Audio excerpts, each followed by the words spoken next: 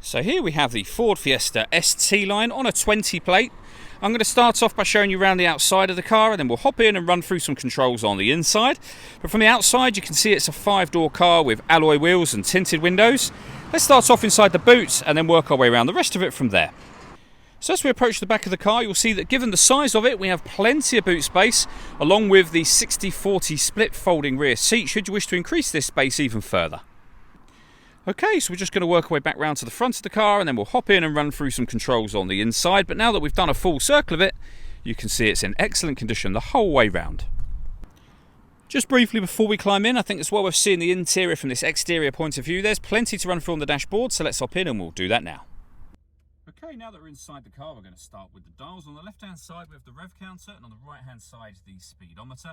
At the bottom in the middle, we have the fuel gauge and coolant temperature gauges, and above that, a digital readout for the speedometer. You can change the information that's displayed there with a button on the steering wheel for various different things. For example, a trip computer, which you can see just there, settings, your phone menu, audio, satellite navigation, driver assist, and then back round to where we started. And the button I was using to do that is just here.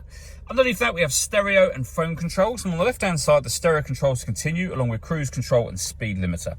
You won't be able to use the phone controls until such time as you paired up the phone to the car, which is done on the touchscreen in the center just here.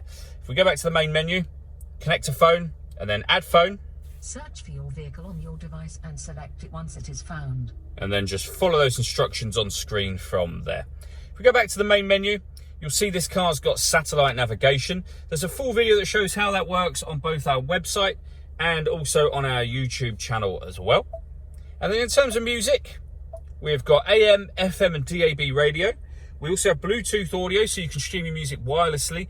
And there are 2 separate USB inputs. So if you plug devices into those, they will appear up here as further options. Working our way down, we have the air conditioning. So you can adjust the fan speed, the temperature. You can determine where you'd like the air to be redirected once it enters the car. At the moment the air conditioning is on. You can of course turn it off from here, back on again. You can recirculate the air that's in the car. That's a great way of heating it up or cooling it down quickly depending on the temperature you set here. You can turn that off or back on again. And that button will turn the whole system off should you wish to. With a rear heated screen and a proper heated front screen as well. A 12-volt charging socket and one of the 2 USB inputs that I mentioned. A 6-speed manual gearbox. We then have these buttons just here. So this one turns off the stop and start. This car is designed to cut out when it's stationary in traffic, which in turn will save you fuel. I've just turned that system off.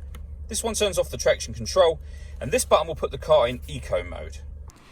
All that leaves me to say is thank you for taking the time to watch this video. If you'd like to come and see the car in person and have a test drive, please feel free to call any of our MJA sites. We'd love to hear from you soon.